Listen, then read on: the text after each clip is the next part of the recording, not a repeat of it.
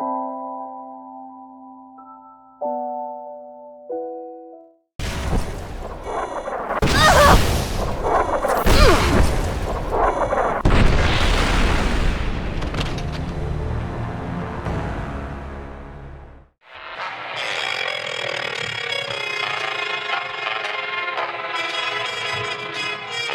dirait que t'as fait ta dernière course.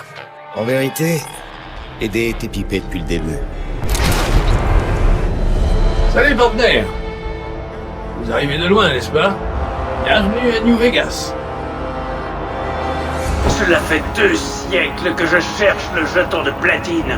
C'est mon invention. Il m'appartient. Alors remplissez votre rôle et remettez-le-moi.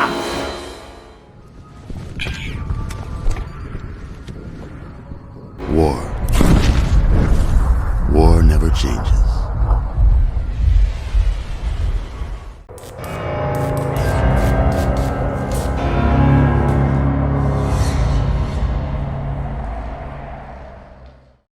Salutations visiteurs du monde peint, moi c'est Erici, bienvenue sur ma chaîne New Vegas. Oui, j'ai vu tous vos petits commentaires sous ma vidéo sur Fallout 4. New Vegas c'est le meilleur jeu de la planète, New Vegas c'est le meilleur Fallout, lâche cette merde de Fallout 4 et va jouer un vrai jeu, New Vegas. Ok, on se détend les gars, je vous ai entendu, enfin lu, j'ai installé le jeu, j'y ai joué et mais qu'est-ce que c'est de la merde. Non je déconne, c'est waouh, je ne vous dis pas la claque monumentale que je me suis prise. Ranger au rapport. Ce jeu est absolument incroyable, un chef-d'œuvre. Serait-ce lié au fait qu'il a été développé par Obsidian Entertainment et non pas Bethesda? En tout cas, même presque 15 ans après sa sortie, c'est toujours une tuerie et nous allons voir pourquoi la fanbase de Fallout adule ce jeu et le met sur un tel piédestal. Bon par contre tout est si bien fait dans ce jeu que chaque élément est lié à d'autres, c'est pourquoi structurer mon propos n'a pas été simple, mais j'ai tout de même essayé de vous mettre des petits timecodes pour vous permettre de regarder la vidéo en plusieurs fois. Allez trêve de blablaterie, prenez un Nuka Cola bien frais et armez votre Fatman car il est temps non pas de dégommer des griffes morts, mais de revenir sur l'expérience Fallout New Vegas.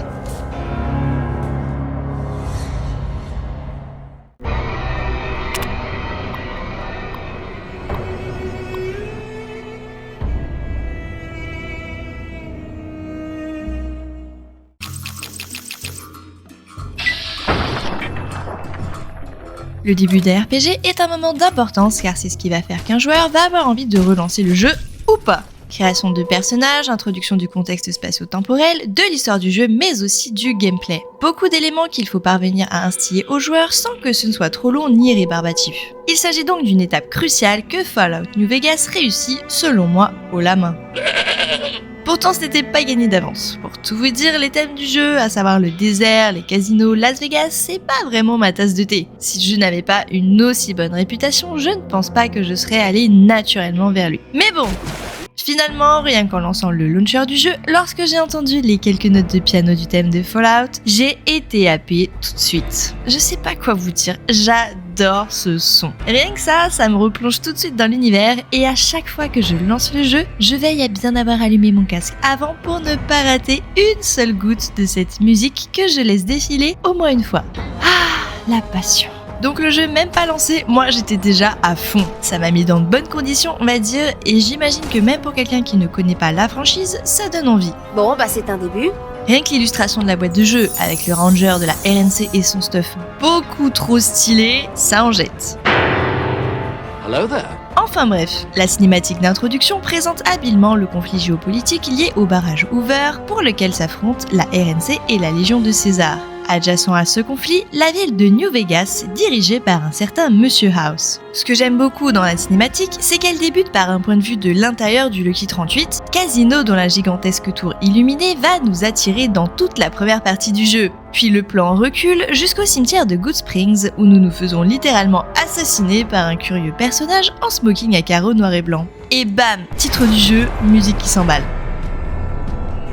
Voilà comment on accroche un joueur. Et le jeu n'a même pas encore commencé. Ce qui est particulièrement original dans New Vegas, c'est le choix de ne pas commencer par la jeunesse de notre personnage, mais par sa mort, ce qui est tout de suite beaucoup plus intriguant. Déjà, comment va-t-on finalement survivre? Qui est cette personne qui nous a exécutés si froidement comme on ne le voit que dans les films? Pourquoi nous a-t-elle tués? Où est-elle que je me venge Fissa? Tant de questions qui, en plus de lancer naturellement l'intrigue principale du jeu, vont investir le joueur. Nous nous réveillons ensuite chez un doc, un good guy qui nous apprend qu'il a fait ce qu'il a pu pour rafistoler notre tronche, après avoir retiré tous les morceaux de plomb incrustés dans notre tête. Il nous tend un miroir et hop, la création de personnage apparaît. C'est amené en douceur et ironie, j'adore. Alors là, je vous avoue, j'ai un peu tilté sur...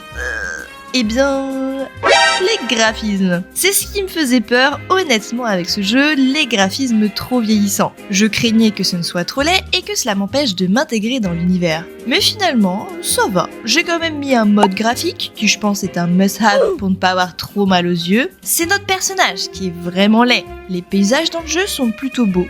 De toute façon, j'ai envie de vous dire qu'on s'en bat les steaks puisqu'on joue en première personne, voire en troisième personne, mais dans ce cas-là, on ne voit que son dos, et en plus, ça s'améliore avec des mods, donc whatever.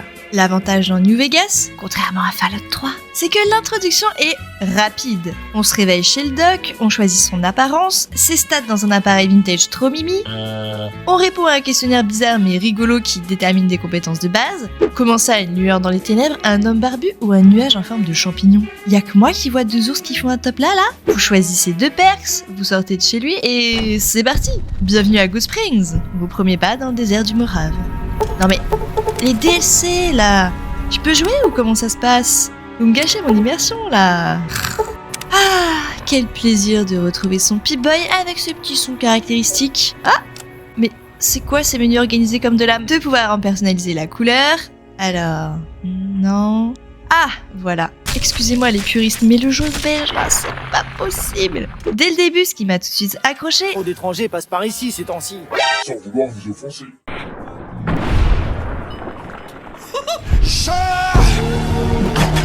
c'est la musique d'ambiance. Je la trouve excellente. Je trouve qu'elle retranscrit parfaitement l'ambiance du monde post-apocalyptique, du désespoir que ça implique, tout comme celui de notre situation. C'est quand même fait assassiner. Ils sont partis, j'ai remué la terre pour voir si vous bougiez encore. Comme c'était le cas, j'ai porté votre carcasse jusque chez le doc.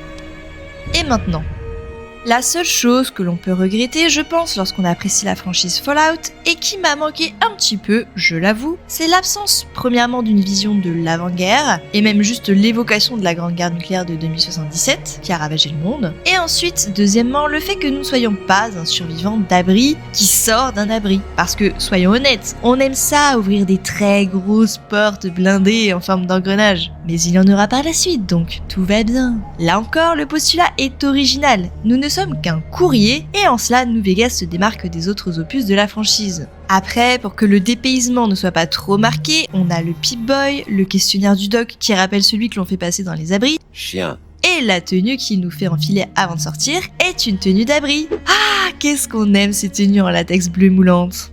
En réalité, je sais même pas si elles sont en latex, mais je les imagine tellement queenées, vous savez, lorsqu'on marche avec.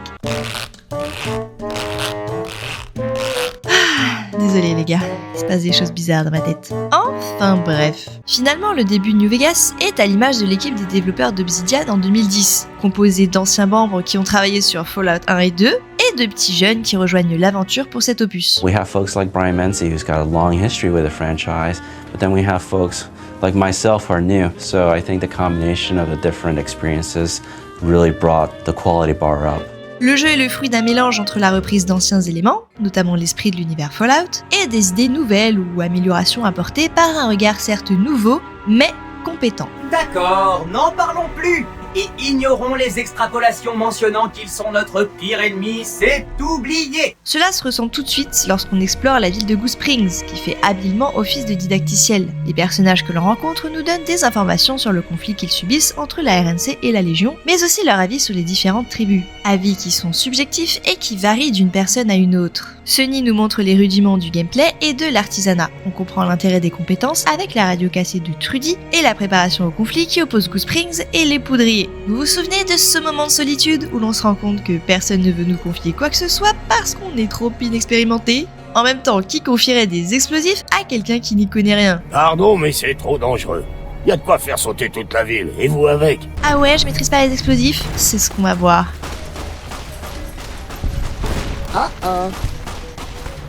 Oupsie! Le conflit poudrier contre Gooseprings va également introduire le principe de la réputation, qui est absolument majeur dans ce jeu. Vos actions vont impacter la façon dont telle ou telle faction vous perçoit. En gros, si vous explosez la cervelle d'un de leurs membres, ils ne vont pas trop apprécier. Quoique, ça dépend qui. Vous pouvez ainsi choisir un camp, mais cela aura des conséquences qu'il vaut mieux considérer en amont, n'est-ce pas? Ce que j'adore aussi avec ce début de jeu, c'est que dès la première quête que vous faites en sortant de Gooseprings... Salut. Content de voir un visage amical. Putain, mais ça va pas la tête. J'ai failli avoir une crise cardiaque. Aborder les gens comme ça, par derrière, au milieu de nulle part. Ça ne se fait pas. Vous feriez bien de faire attention, le coin est dangereux.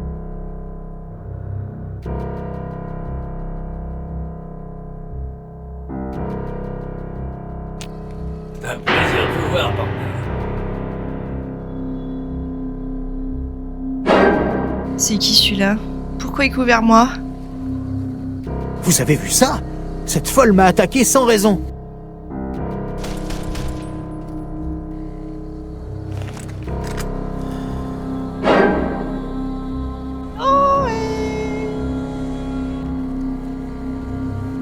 Ouais! Qui c'est qui a gagné la loterie? C'est moi! Ok.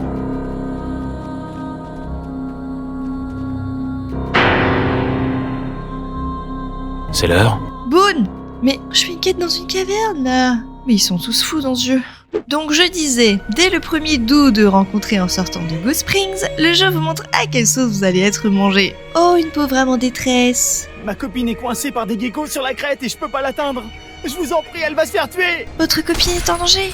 Ok, oui, bien sûr. Moi, le chevalier blanc, je vais vous sauver. One eternity later. Désolé pour l'arnaque, mais merci d'avoir éliminé les geckos. Maintenant, je peux aller récupérer ce stock là-haut, après en avoir fini avec vous. Ah d'accord. Ok, j'ai compris. Et lui aussi, visiblement. Ici, ce n'est définitivement pas le monde des bisounours.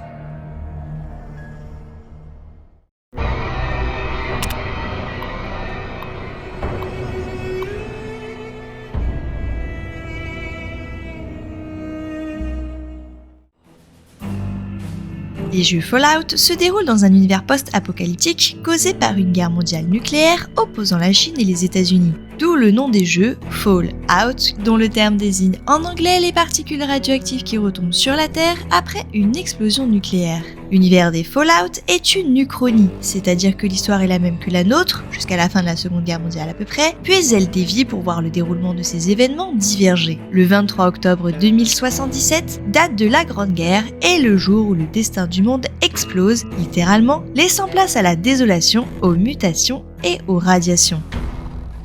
L'histoire de New Vegas se déroule en 2281, 204 ans après la Grande Guerre, 4 ans après les événements de Fallout 3 et 6 ans avant ceux de Fallout 4. En termes de géographie, le jeu retourne dans l'ouest américain en prenant place dans le désert du Nevada à la frontière de la Californie où se déroulent Fallout 1 et 2. En revanche, New Vegas s'éloigne de son prédécesseur Fallout 3 ainsi que de son successeur Fallout 4 dont les intrigues prennent place sur la côte est américaine, respectivement autour de Washington pour le 3 et de Boston pour le 4. Conséquence, même si New Vegas utilise le même moteur graphique que Fallout 3, la direction artistique est sensiblement différente. La luminosité n'est pas la même, le ciel est bleu, lumineux, rayonnant et donc inévitablement, le ressenti des joueurs s'en trouve changé. Ce qui ne change pas en revanche, c'est cette vibes qui mélange le rétro des années 50 avec des éléments futuristes. Pour s'en rendre compte, il suffit de regarder les armes qui vont du flingue de cow-boy rétro aux armes plasma qui désintègrent les ennemis aux couleurs de l'arc-en-ciel. Vous voyez que ce jeu est inclusif. Afin de reconstituer le désert du Mojave, des membres de l'équipe artistique sont allés sur place pour s'imprégner de l'atmosphère, du relief, des sols, des textures, des couleurs, mais aussi de la végétation, avec ses cactus, ses arbres, ses fleurs sauvages. Un certain réalisme donc pour que nous, en tant que joueurs, ayons l'impression d'y être. Je pense qu'on peut dire que c'est une réussite.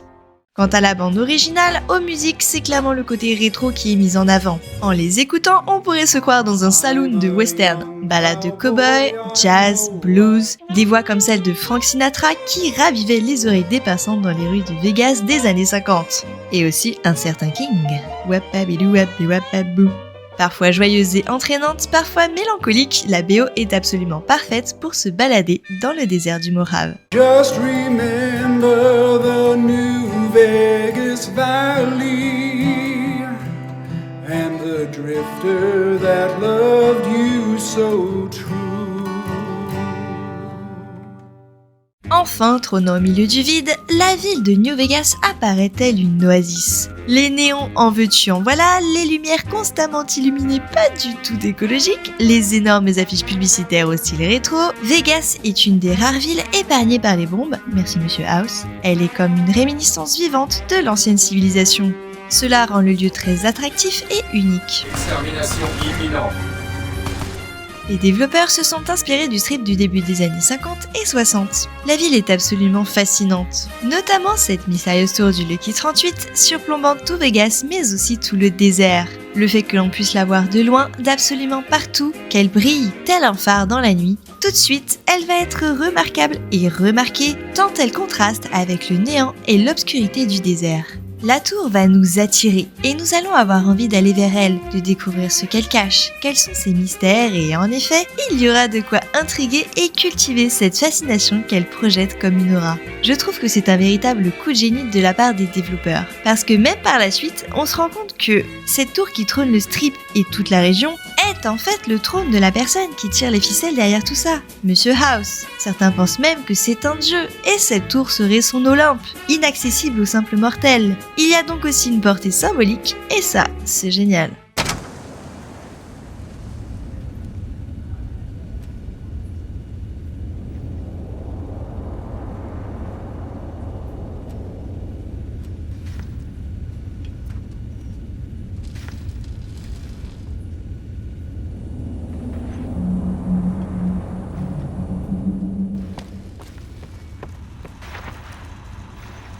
Où va-t-on, Tantenaire? Le strip de Vegas est une grande aire de jeu. Chaque casino a un thème, un visuel, une esthétique, voire une architecture qui lui est propre. Un peu comme un parc d'attractions, chaque attraction ayant sa propre identité. Je pense qu'ils ont vraiment réussi à recréer le sentiment qu'on a lorsqu'on est à Vegas. La ville qui ne dort jamais. En outre, il y a toujours des gens, toujours de l'animation, quel que soit le moment de la journée. Cependant, ce n'est plus Las Vegas d'antan. On y retrouve tout de même les traces d'un monde scarifié, qui a tenté et qui tente encore de se reconstruire. Et puis, il suffit de sortir du cœur de la ville pour se rendre compte que la désolation est là, et qu'elle est bien présente. Qu'il s'agisse de Freeside ou des ruines autour de Vegas, je trouve que les développeurs ont soigné cette esthétique d'un monde en perdition. Justement, le fait qu'il n'y ait que des ruines autour de Vegas, puis rien, le désert, cela octroie à la ville une aura toute particulière. Elle est d'autant plus hors du commun. Et je trouve que plus on avance dans l'histoire, plus on se rend compte que cette aura extraordinaire et cette survie de Vegas sont liées à Mr. House, qui est un énergumène exceptionnel. Quoi qu'on en dise, c'est grâce à lui tout ça. Rendons à César ce qui appartient à... Ah bah non, ça ne marche pas ici.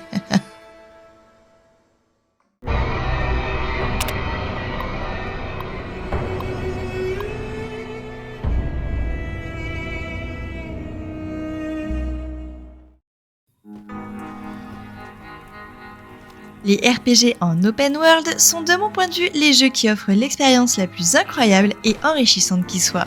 Et je parle bien des vrais open world, ceux dans lesquels vous avez la liberté totale de vagabonder où vous le souhaitez, d'arriver dans une zone beaucoup trop level, de vous faire casser en deux et d'en apprendre quelque chose. Que cette zone est fort dangereuse, qu'il serait judicieux d'y revenir plus tard avec, vous savez, le mode challenge activé. Ok là t'as gagné mais tu vas voir dans 10-20 heures de jeu.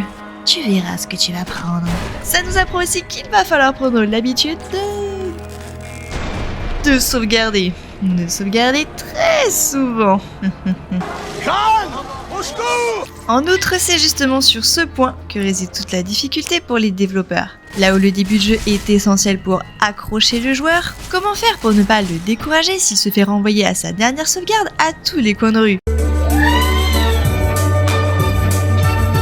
Dans un bon RPG, la courbe de difficulté est décroissante. Le début est plus difficile que la fin du jeu. pour cause, au début vous êtes en phase d'apprentissage, du gameplay, des mécaniques, vous découvrez l'univers, vous êtes à poil ou en combinaison bleue moulante, vos armes sont médiocres, bref, en somme vous êtes à l'image de votre personnage, sans expérience. Face à cette adversité qui peut décourager les joueurs, les développeurs optent de plus en plus pour un système de scaling dégueulasse qui adapte la nervosité des ennemis au niveau du joueur, peu importe où vous vous trouvez sur la map. Heureusement pour nous, New Vegas ne tombe pas dans cet écueil qui retire, selon moi, toute l'essence même de ce qu'est un RPG en ne supprimant pas la progression. Quand vous vous faites déchiqueter par des griffes morts, encore et encore, tellement que vous développez une peur des griffes morts, et à raison, que vous préférez les éviter quand vous en voyez. Puis à la fin du jeu, quand c'est vous qui déchiquetez les griffes morts en deux, à un tel point que vous faites des colliers de leurs griffes mortes, il est là le sentiment d'avoir achevé quelque chose. Elle est là la satisfaction ultime qu'offre ce genre de jeu.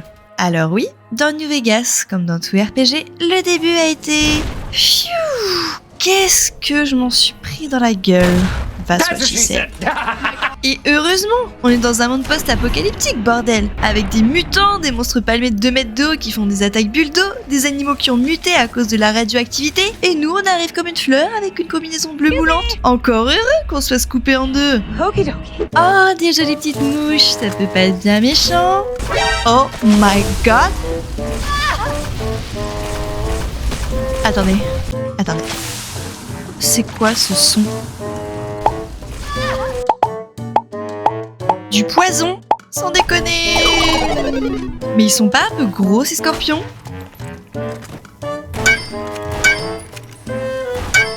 Putain, ils prennent 0 dégâts!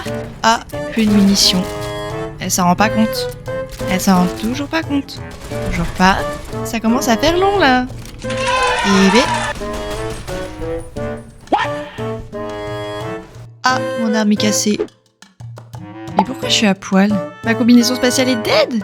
Non. Oui, au début du jeu, on sent bien le côté survie. Surtout quand on élève un peu la difficulté de base. C'est toujours un moment que j'apprécie dans les RPG. Le début est le plus difficile, mais même si on en bave, c'est chouette, car nos morts servent à quelque chose. Elles nous apprennent quels sont les véritables dangers du désert. Justement, et surtout au début du jeu, on ne se sent pas en sécurité dans le désert. Un random nous conseille de suivre la route? Ouais, je vais la suivre la route. Ou pas. Et si j'ai les coronesses de faire du hors-piste, je vais être excitée ou avoir les pétoches de faire quelque chose d'imprudent et en connaissance de cause. C'est ça qui est génial. C'est comme ça qu'on construit un monde ouvert. S'il n'y a aucun enjeu à prendre des risques, en quoi une aventure est-elle palpitante? On se ferait chier. Alors oui, je dis oui aux embuscades ennemies. Oui aux patrouilles de la Légion bien vénères qui surgissent de nulle part. Ça vous apprendra à me les briser. Ok. Oui aux mines et pièges dissimulés sur la route. Wow. Oui aux membres des Kings qui te courent après dans Freeside pour te donner des bonbons. Oh non, il m'a repéré. Encore? Non mais c'est du Stalk King là. Arrêtez, laissez-moi tranquille. Tout ça pour du maïs, et plus sérieusement, sans tous ces événements inattendus, explorer le Morave serait une plaie. Cela ajoute du fun. Préparez-vous au combat. A few moments later. Ça nous motive à devenir plus forts, à chercher des armes plus puissantes afin de purifier ces zones, n'est-ce pas, Abri 22? Quand je me fais OS par des griffes morts enragés à Quarry Junction et que le jeu me met un Fatman et des mini-nukes juste avant la plus grosse bestiole, le message est très clair. Copy that! Il ne me reste plus qu'à apprendre à viser avec ce truc. Non. J'y vais. Non. Toujours pas. Ah, voilà un beau champignon parfaitement placé.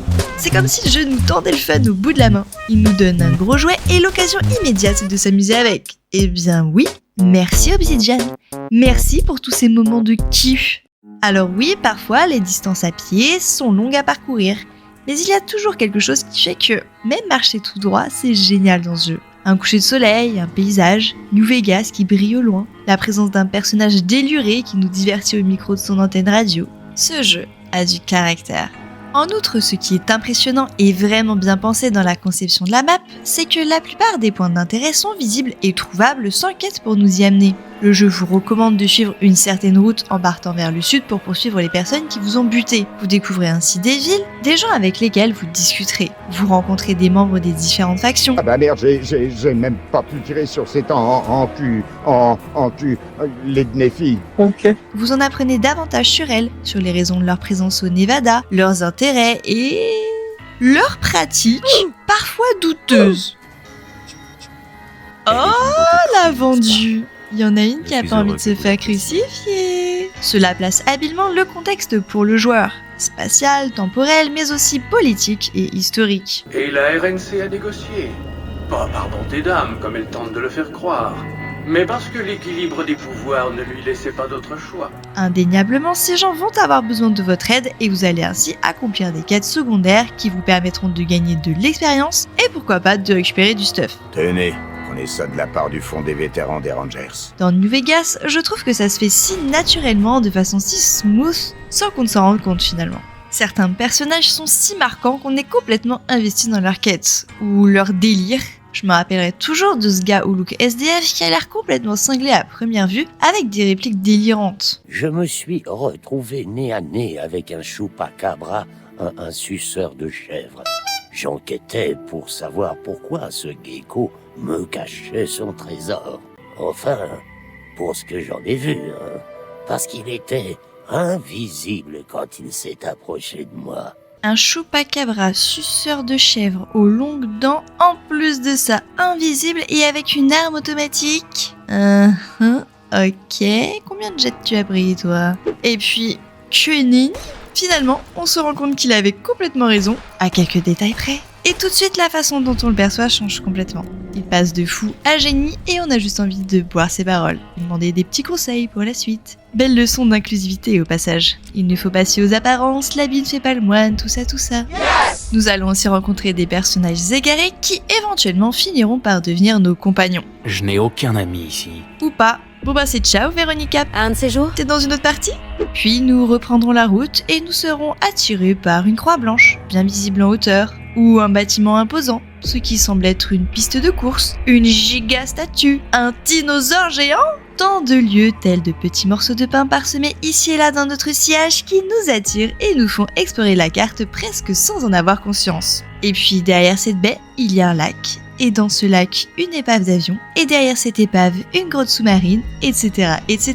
Et c'est comme ça que les heures de jeu défilent à une vitesse. Et cela crée des obsessions, des attentes. Non mais c'est obligé, il doit y avoir un moyen de respirer sous l'eau vu la taille de ce tunnel sous-marin. On laisse ça de côté, puis on reviendra une fois qu'on aura trouvé la solution, quelques dizaines d'heures plus tard, et là ce sera « Oh my god, je me fais attaquer par un monstre marin. Mais c'est quoi ce machin ?» Ok, cette zone est pacifiée. Donc je disais, et là, ce sera le bonheur.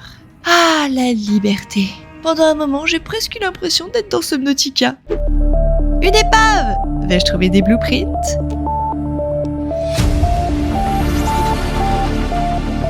New blueprint acquired. Non mais regardez-moi ces animations de personnages qui nagent. Je les trouve franchement pas dégueu, même plutôt géniales. Oh my god, c'est game. Même les endroits les plus reculés sont designés pour être trouvés. Au moins 6 quêtes envoient à l'abri 22. Pareil pour le bunker de la confrérie d'acier, et le pire c'est que je l'ai trouvé par hasard, alors qu'en plus j'avais la quête de les trouver mais que je la suivais pas du tout. C'est dingue! Le jeu est intelligemment conçu pour que les choses à faire et à explorer, en somme le fun, soient découvertes par le joueur. Je pense qu'il ne doit rien avoir de plus frustrant pour un développeur de passer des heures à créer un endroit ou une quête pour qu'un joueur sur 100 ne le trouve. C'est aussi le problème avec les open world trop grands et mal conçus. Heureusement pour nous, ce n'est pas le cas de New Vegas. Il y a même une perk explorateur qui permet de faire apparaître tous les points d'intérêt sur la carte. Là, je pense qu'on ne peut pas faire plus. Par exemple, dans le grand dinosaure de Novak, il y a 2 snipers qui se relaient. Rien que ça, déjà, c'est trop cool. Un sniper dans une gueule de T-Rex. Pardon, excusez-moi. Un sniper avec la voix de Matt Damon dans une gueule de T-Rex. Bon sang, faut pas me surprendre comme ça. Épouse-moi. Non. Ok. Bref, nous sommes censés demander des informations au sniper diurne sur les gugus que nous pourchassons afin d'assouvir notre vengeance. Mais ce petit coquin de sniper ne veut pas lâcher le morceau avant qu'on ne l'aide à débarrasser de la Repcon des ghouls qui ont élu domicile. Évidemment, c'est un moyen pour le jeu de nous proposer d'aller voir là-bas s'il y est et de faire une quête fun. Non mais sans déconner, moi je m'attendais à tuer quelques ghouls pour nettoyer l'endroit et je me retrouve à construire une fusée pour envoyer une bande d'illuminés dans l'espace. Mais c'est de la folie ce jeu. Et je repars même de cette aventure inattendue avec ma propre combinaison spatiale. Non mais c'est trop là, je vais pleurer. Regardez, ça fait un petit bocal et tout, c'est trop mignon. Vous savez, le pire dans tout ça, c'est que vous n'êtes même pas obligé de vous rendre à la Repcon. Vous pouvez tout simplement buter monsieur le sniper dans le T-Rex pour avoir votre information, ou encore lui faire les poches. Vous n'êtes obligé de rien. Vous pouvez faire les choses comme vous le souhaitez. Massacrer toutes les ghouls si vous les trouvez trop laides pour ce monde. Après tout, il vous avait demandé de vous en débarrasser sans préciser de quelle manière. Voilà ce que c'est réellement la liberté dans un RPG.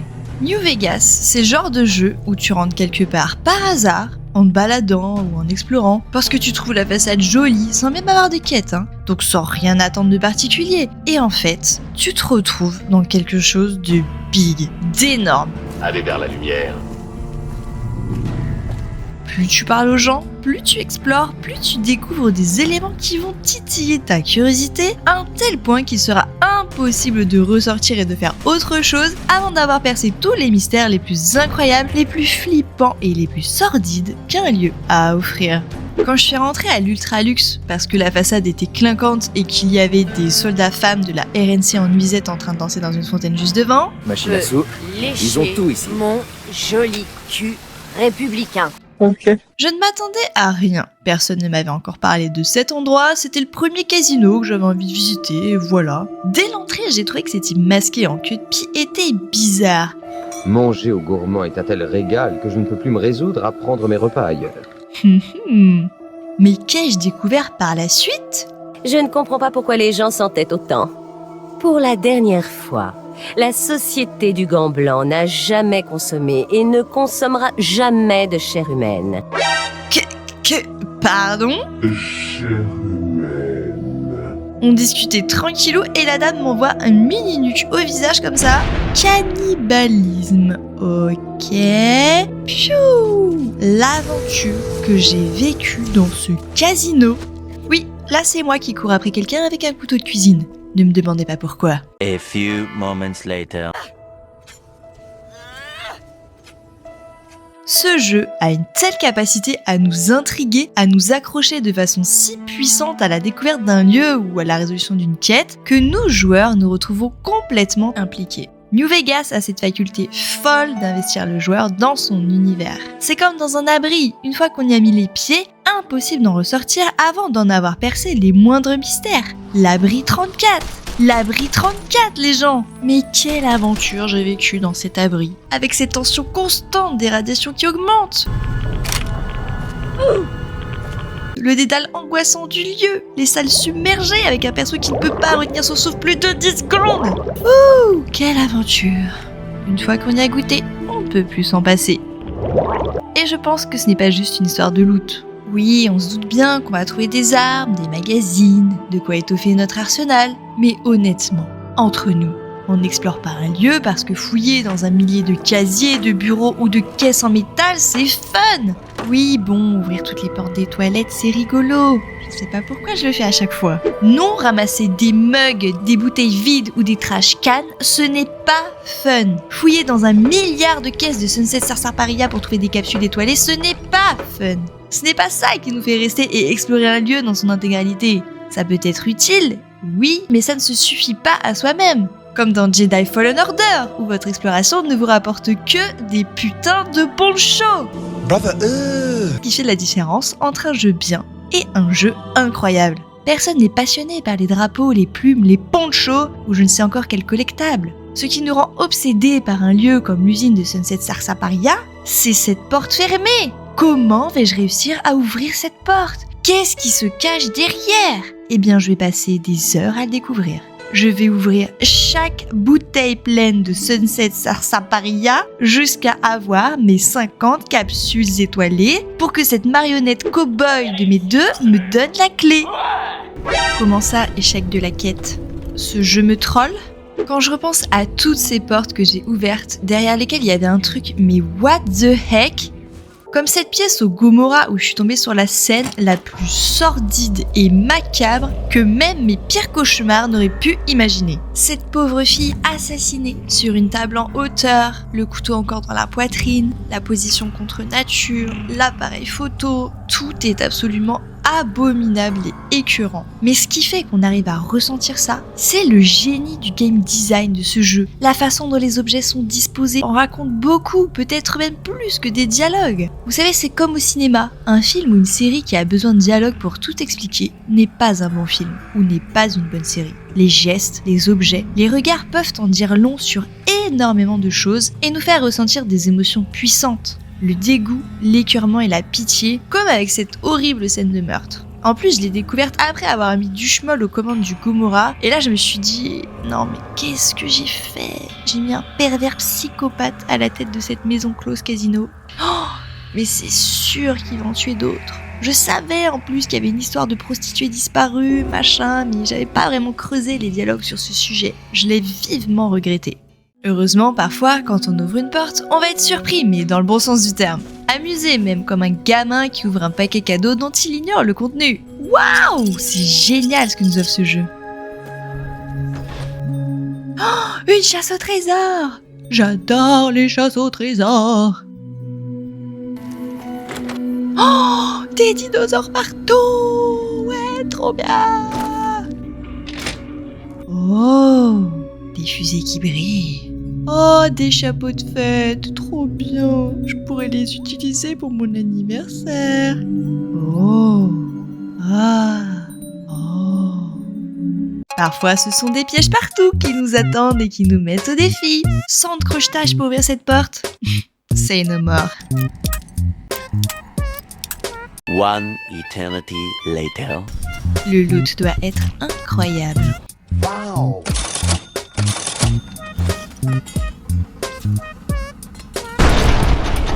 What?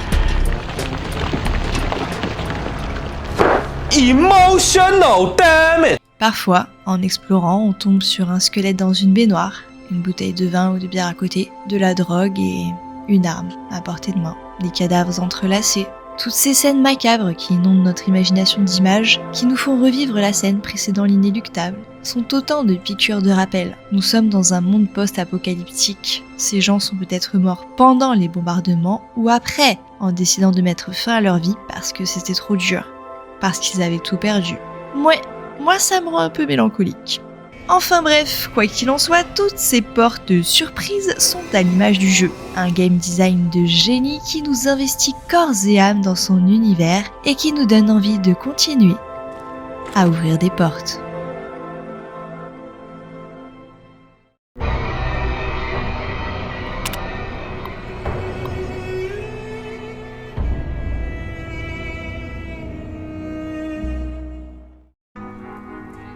L'écriture est à la base de tout dans le domaine culturel. Peut-être que vous n'aimiez pas les rédactions à l'école, mais ce sont pourtant des auteurs qui se cachent derrière les meilleurs films, séries et jeux vidéo. Dans New Vegas, l'écriture est absolument magistrale. L'histoire, pour commencer, est géniale, y compris celle des DLC. Ensuite, les personnages sont très réussis. Ils ont tous une personnalité qui leur est propre. Les clones de PNJ, y a pas de ça ici. Pour les personnages principaux, une psychologie poussée, complexe et une histoire passée bien déterminée qui explique pourquoi ils sont ce qu'ils sont aujourd'hui. Boone par exemple, qui a perdu sa femme et qui depuis clairement n'est plus que l'ombre de lui-même. Il a perdu sa raison de vivre et c'est ce qui explique pourquoi il tire tout le temps la tronche.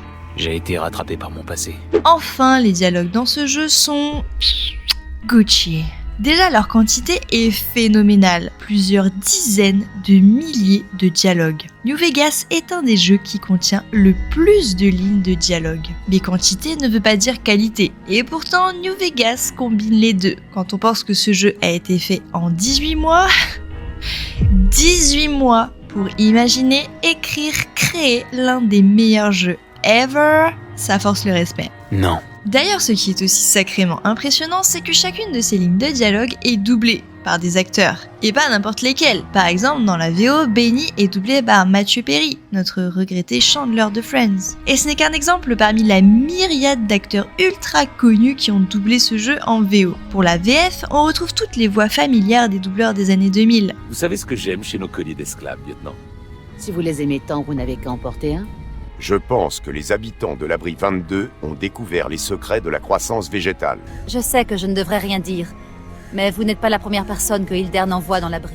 Ça m'a d'ailleurs fait très bizarre de passer de Fable à New Vegas parce que le doubleur du maître de la guilde fait aussi la voix de Monsieur House. Donc la première fois que j'ai entendu House, j'étais en mode Maître, c'est vous que vous êtes réincarné ? Il m'a fallu un petit peu de temps pour bien séparer les deux personnages dans mon esprit. En tout cas, je pense que la VO du jeu doit être assez incroyable, mais j'ai personnellement joué en VF et je l'ai trouvée excellente. Alors on pourrait se dire qu'un jeu qui accorde une telle place au dialogue serait ennuyeux au possible. Il est vrai que dans un RPG, les dialogues prennent plus de place que l'action, et comme New Vegas est sans doute l'incarnation de ce qui se fait le mieux en termes de roleplay, on va passer plus de temps à converser qu'à tout faire péter. Mais non, même ça, ils l'ont surpassé. Les dialogues dans ce jeu sont tellement ouf. Eh Boone, viens voir, je t'ai trouvé une psy. Non. Trépidant, cinglant, sarcastique, cynique au possible, il y a toujours des lignes tellement what the heck qu'on est sans cesse surpris. C'est tout l'inverse de l'ennui. On se dit non, c'est pas possible, je peux dire ça. Et on a tellement envie de cliquer dessus juste pour voir ce qui va se passer. Bougidi bougidi bou. Ah! Espèce d'enflure! J'ai failli vous tirer dessus! Vous devez faire partie des renforts que j'ai demandé. Où est le reste de vos hommes? Y a personne d'autre, mec. Merde. Encore une bonne raison de sauvegarder toutes les 3 secondes. Franchement, si New Vegas était un film, certaines répliques deviendraient cultes. Mais monsieur, comment avez-vous obtenu ce boulot? Ils m'ont demandé si je connaissais la physique théorique. J'ai répondu que j'avais un diplôme théorique en physique. Et voilà. Parfois, on part dans des conversations mais lunaires, comme avec ce type à l'entrée du DLC Honest Heart. Eh la miss, faut pas avoir peur de te joindre à cette caravane. Je te quitterai pas des yeux. Pas une seconde, c'est juré. Vous faites quelque chose ici, à part dégoûter les femmes? Tu veux savoir ce que je fais, ma jolie? Je fais tout ce que je veux. Y en a pas 2 comme moi. J'ai roulé ma bosse, d'accord? Il fait des trucs. Des tas de trucs. Et quand il faut tuer des saloperies, eh ben, je suis comme une vraie tempête de la mort. Si une bestiole ou un mec fait la connerie de faire chier Ricky, je le bute dans l'œil. En fait, c'est mon surnom. Ricky dans l'œil. C'est comme ça qu'on m'appelle. Ricky dans l'œil, hein? D'où vient ce surnom? Ah, à ton avis, quand je flingue un truc, c'est pile dans l'œil. C'est dire si j'assure. Ouais, j'assure un max. Une fois, il y a 3 grilles morts qui m'ont sauté dessus. Sauf qu'en fait, il y en avait 4. T'imagines? Mais j'ai pas paniqué parce que je panique jamais. Je suis devenu une tempête de la mort. Je les ai tous eus, d'une balle dans l'œil. Des grilles morts, hein? Vous parlez sûrement des griffes morts, non? Non, t'as bien entendu. Des grilles morts. C'est comme des griffes morts, mais leurs blessures te brûlent la tronche. Il y a eu aussi la fois où un enfoiré de la confrérie de l'acier a fait la connerie de me faire chier. Il est plus là pour le raconter. Oh, je vous en prie, continuez. Ça promet d'être une histoire fascinante. Je marchais tranquille quand je vois débouler un mec de la confrérie qui se met à gueuler « File-moi ce fusil laser, connard !» Alors je lui file, histoire de lui faire croire que j'ai peur. Mais en fait, j'ai pas peur. J'ai jamais peur. Avant qu'il ait le temps de piger, je dégaine ma pétoire de 11 mm et bam, dans la visière de son casque. Raide mort. C'est dommage qu'une pétoire de 11 mm, ça n'existe pas. Même pas vrai. Ou alors c'était une 9 ou 10 mm, j'en sais rien, on s'en fout. J'ai dit que j'étais doué pour buter des trucs. J'ai jamais dit que j'étais bon avec les chiffres. Et à part ça, vous avez d'autres talents? Eh ben, j'ai grandi près de Deglo dans l'ouest. Alors ouais, j'ai une 3e couille qui brille dans le noir. Un de ces soirs, sur la piste, je baisserai mon froc, histoire de te montrer ce que vaut mon outillage. D'accord? J'amènerai une pince à épiler et un microscope. Eh, c'est... Bordel, quelle salope! J'essayais seulement d'être cool! On a même envie de recharger pour refaire la conversation mais en disant autre chose et voir ce qui va se passer. Et là, je vous cite qu'un exemple parmi des centaines d'autres, c'est qu'une aiguille dans une botte de foin. Il y a tellement de dialogues dinguissimes dans le jeu que certains nous marquent et restent dans notre mémoire. Que ce soit parce qu'ils sont drôles, complètement déjantés ou plus philosophiques, en nous invitant à réfléchir. Je me souviendrai toujours de cette réplique de House qui dit « Si vous voulez savoir ce que deviennent les démocraties, regardez par la fenêtre. » Et en effet, quand je regarde par la fenêtre, j'ai mal à ma France, j'ai le cœur fendu. Peut-être qu'il a raison, peut-être pas. À méditer. Dites-moi dans les commentaires si vous avez comme ça des répliques qui vous ont marqué, quelle qu'en soit la raison, ça m'intéresse beaucoup. Merci! Cependant, les dialogues ne sont pas là que pour meubler ou apporter du lore. Ils servent aussi le gameplay, puisque vos compétences vous permettent d'accéder à des répliques qui auront un impact majeur sur le déroulé des événements. Personnellement, j'adore ce qu'ils ont fait avec les skills dans les dialogues. Bon, comme dans chaque Fallout, la compétence discours est complètement fumée, clairement je suis accro à ce skill et toujours frustrée quand je joue sans. Une compétence de discours élevée nous fait nous sentir comme un VIP à qui on ne refuse rien, un beau parleur, une éloquence au poil. Vous pensez qu'on peut y arriver? Libre! C'est sans espoir!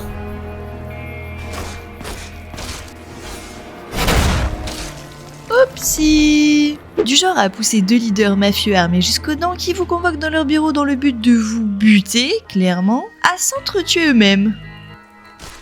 Bon sang! Bah, si c'est pas beau ça, une compétence discours élevée nous évite tellement de situations difficiles et c'est si satisfaisant. En général, ça nous permet de régler les conflits sans violence, ce qui est parfait pour une run pacifiste avec un bon karma. Qu'est-ce que tu regardes, Enflure? J'ai entendu dire que vous aviez causé des ennuis. Ah ouais? Va chier, Enflure. Les habitants en ont assez.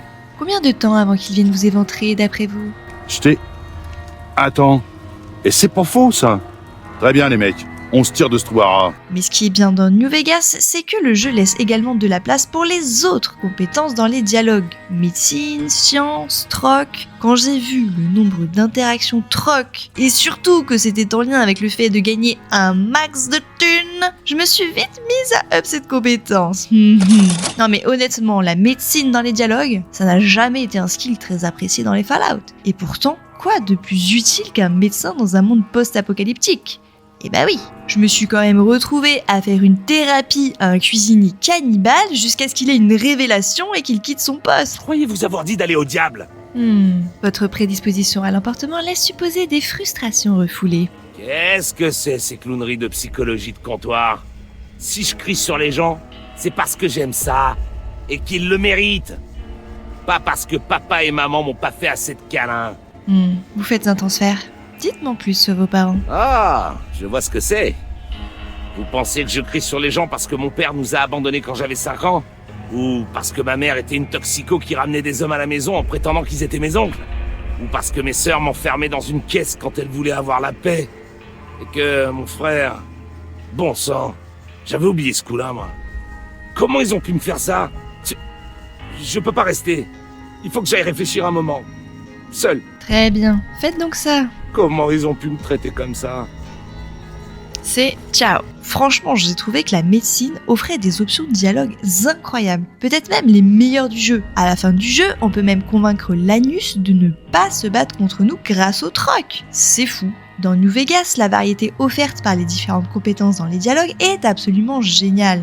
En outre, elle ne repose plus sur un pourcentage de chance de réussite comme dans les opus précédents. On ne joue pas à Baldur's Gate là les gars, à reload jusqu'à ce qu'on tombe par chance sur ce qu'on veut. Non, on a la compétence, donc ça marche. Ce qui est bien aussi, c'est qu'ils ont quand même décidé d'afficher les options de dialogue qu'on pourrait faire si on avait suffisamment de points dans les autres compétences. On voit bien qu'on n'a pas assez, mais on peut tout de même cliquer dessus pour découvrir la réponse, souvent négative et cocasse, des PNJ. Donc si vous voulez vous la jouer RP loser et ne choisir que les options de dialogue pour lesquelles vous vous ferez systématiquement envoyer balader, c'est possible. En plus, ce système apporte tellement de rejouabilité au jeu. Les dialogues influencent énormément le déroulé des événements, donc ça donne envie de refaire le jeu, mais avec d'autres skills, pour voir ce qu'il se passera. Je dirais même que, dans une moindre mesure, c'est pareil pour les perks. Déjà, j'adore le fait que le genre de notre personnage soit pris en compte dans la façon dont les PNJ interagissent avec vous. Je peux vous dire qu'être une femme dans les années 50, ben ça se ressent. Les « Hey, salut poupée !»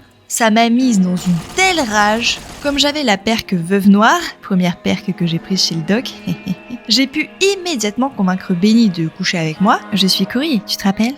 Tu ne veux pas que je m'occupe de ton paquet? Ok, chérie baby. Je sens bien que je fais une grosse bêtise, mais tant pis. Rendez-vous dans ma suite, au 13e étage. Ce qui m'a permis de le tuer dans son sommeil. Après l'acte, on va quand même joindre l'utile et l'agréable. Peggy 18. Sacré paire de pare-chocs en plus.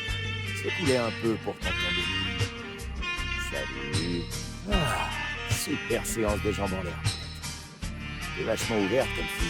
Et de récupérer le jeton platine, même pas 5 minutes après avoir pris la quête auprès de House. J'ai un ami qui a fait le jeu sans cette perque et qui m'a dit que son Benny s'était enfui, qu'il s'était barré chez la Légion de César et qu'il ne l'avait retrouvé que très tard, presque à la fin du jeu. Donc c'est assez fou, là encore, l'impact qu'une perque peut avoir dans les dialogues et par conséquent, le déroulé des événements.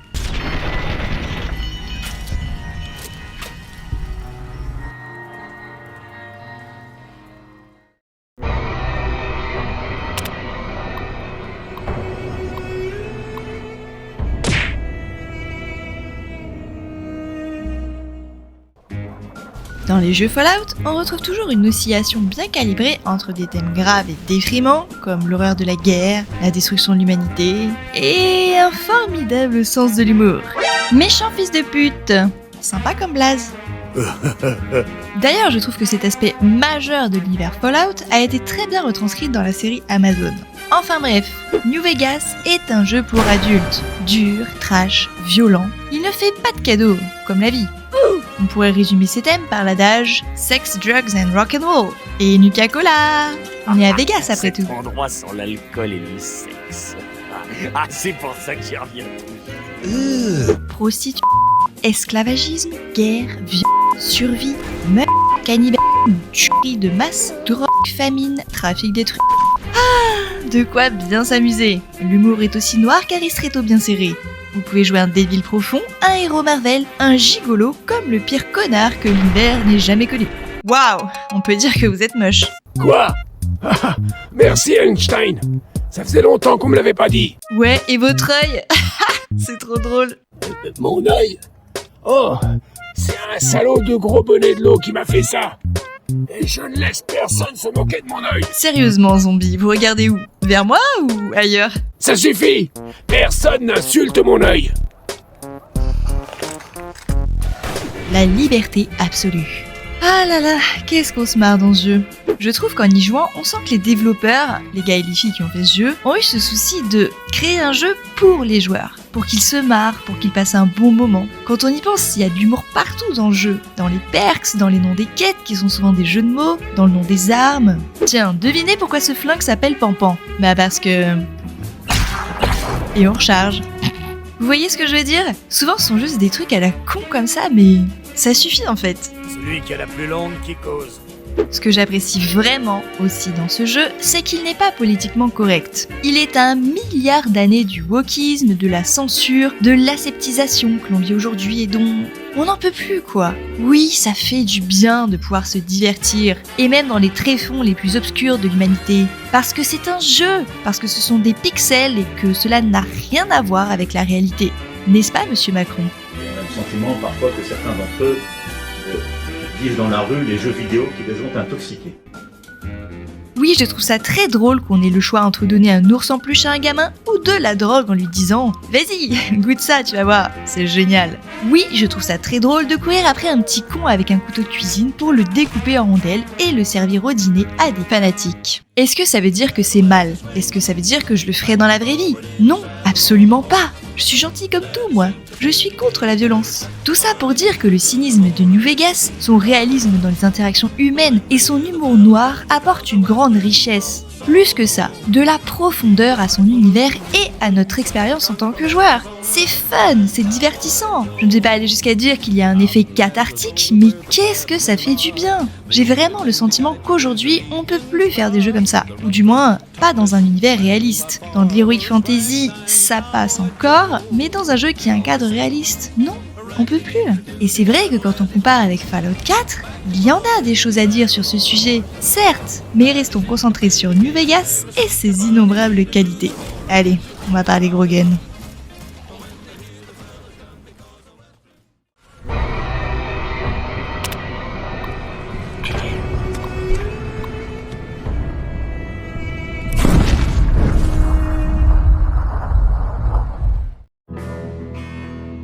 Bon, en réalité, je trouve que le gameplay n'est pas la force de ce jeu, même si je pense que les personnes qui préfèrent les actions RPG ou les FPS pourront y trouver leur compte. En outre, il y a de nombreuses améliorations bienvenues niveau gameplay depuis Fallout 3. Concernant les armes, elles sont fort nombreuses et variées. On pourrait les regrouper en 4 catégories. Les armes à feu classiques, les armes à plasma, les armes de corps à corps et tout ce qui est explosif. J'avouerai que j'ai trouvé qu'il y en avait beaucoup quand même. Non, en fait, ce qui m'a perdu, c'est davantage le nombre de types de munitions. Il y en a un paquet. 5,56 mm, 50 mg, 45-70 Gov, 38, 22 LR, 44, 45. Et vous avez même pour chaque type de munition, des munitions spéciales. Donc vous prenez tous les types de munitions de base et vous faites x3 ou 4. Pareil, le nombre d'explosifs qu'il y a entre les mines et les grenades, c'est trop. Et pourquoi c'est trop en réalité ? Parce que l'ergonomie des menus dans ce jeu est insupportable. C'est comme ça dans tous les Fallout en fait, quand j'y pense. Les onglets dans les onglets des onglets avec des listes infinies d'items. C'est le revers de la médaille quand on veut faire un jeu réaliste. On peut tout ramasser. Vous tuez un ennemi, vous pouvez ramasser son stuff, oui, il se balade pas à poil, son chapeau, ses lunettes, son sac à main, son petit couteau, son gun, ses munitions. Et ça pour chaque ennemi. Quand vous êtes quelqu'un comme moi qui veut tout prendre parce que on sait jamais. Mesdames et messieurs, bienvenue à cette nouvelle attraction, l'attrape-tout. Mais surtout des conneries. Une clé anglaise, un ticket de loterie, un gant de baseball, un porte-bloc-notes, une veilleuse. Ah bah oui, si jamais on décide de faire une petite sieste à la belle étoile, ça pourrait être utile. Un démonte-pneus, comme ça je pourrais changer une roue dans un jeu où il n'y a pas de véhicule. Attention la pyramide de Nuka-Cola. Oh là là, mon dieu, mais arrêtez-moi. Mais qu'est-ce que je fais encore ? Verrouiller une porte, ok. Referme la porte, c'est pas bon signe ça. Prends un stealth boy. Non, mais j'hallucine. Elle pille le garde-manger. Mais qu'est-ce que tu vas faire avec toutes ces carottes et ces maïs ? Aïe, aïe, aïe, aïe. Oh ! Il nous a pas vus ? Il nous a pas vus. En même temps, je suis invisible. Mais pas mon compagnon. Et c'est reparti. Non, mais à ce niveau-là, c'est une maladie, hein. Et c'est même pas un accéléré, hein. Voilà. Les jeux comme ça, c'est très dur pour les joueurs comme moi. L'encombrement a été un enfer.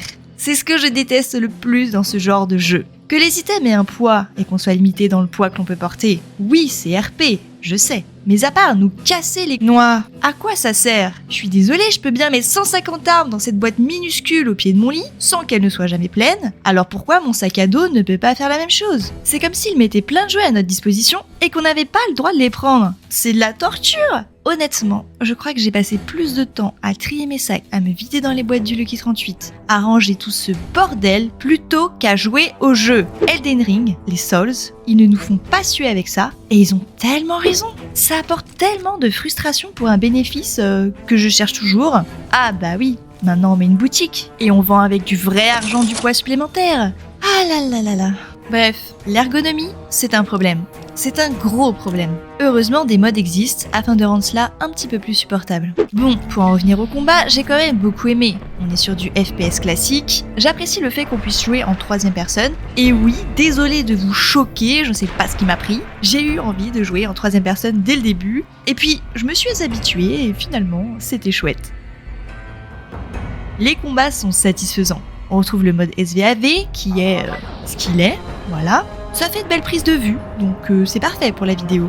Ils ont aussi mis des cinématiques de kill cam. Alors, si je trouve l'idée plaisante sur le papier, dans le jeu, non, c'est trop. Oui, c'est immersif. Oui, ça peut faire des plans sympas, voire drôles. Voir la tête de quelqu'un exploser au ralenti, c'est toujours marrant. Mais à chaque fois ou presque que toi ou un de tes compagnons tue un mob, paf, ralenti de 10 secondes. Non, c'est too much. Too much. En plus, fun fact, j'ai découvert qu'à la fin du jeu qu'on pouvait les passer en appuyant sur E. Donc je me suis tapé 60 heures de jeu sans passer aucune kill cam. Ouais, la souffrance. Oh, un autre truc aussi que j'ai découvert beaucoup trop tard, c'est qu'on pouvait passer le temps sans utiliser de lit en appuyant sur T. Ouais, moi à chaque fois je retournais dans une ville pour utiliser un lit, puis je me retéléportais à l'endroit de la quête. Ah là là, écoutez, j'assume, et si ça peut aider des gens, ça vaut le coup de partager.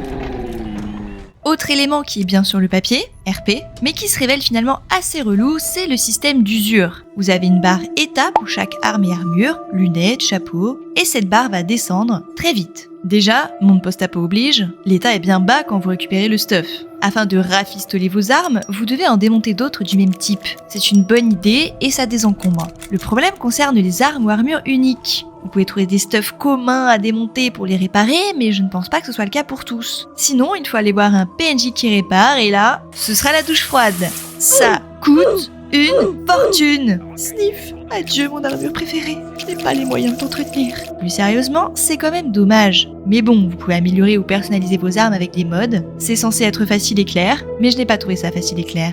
De plus, ce qui coupe aussi l'immersion dans les combats, c'est qu'on peut à tout moment sortir notre Pip-Boy, ce qui fait une pause, pour prendre un Stimpack par exemple, ou des consommables. C'est dommage et ça enlève de la difficulté, parce que forcément si on peut faire « Pousse les ennemis, pousse, attendez, je prends un super Stimpack, voilà, ah ça va mieux, c'est bon, on peut prendre le combat. » Voilà, vous voyez le genre.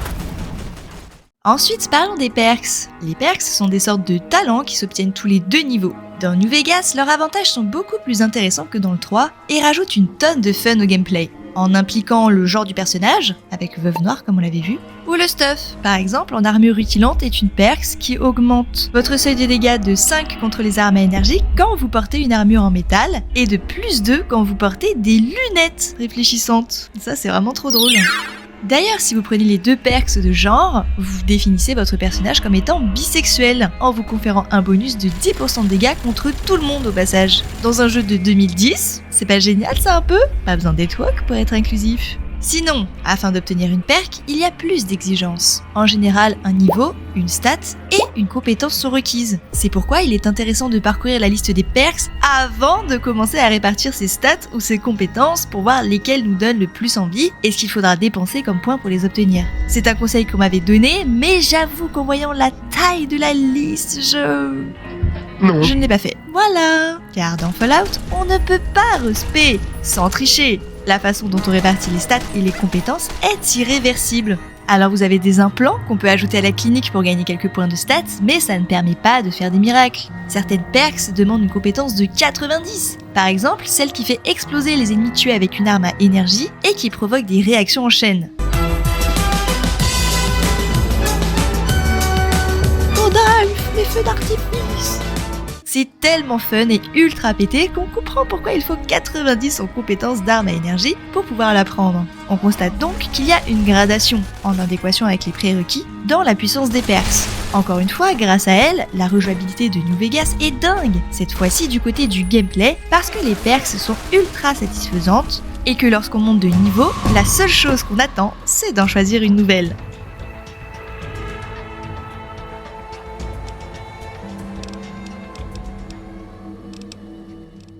Les compétences, comme on l'a dit, sont utiles dans les dialogues et permettent de faire une multitude d'actions variées pour chacune. Je les trouve très bien pensées et utilisées dans New Vegas.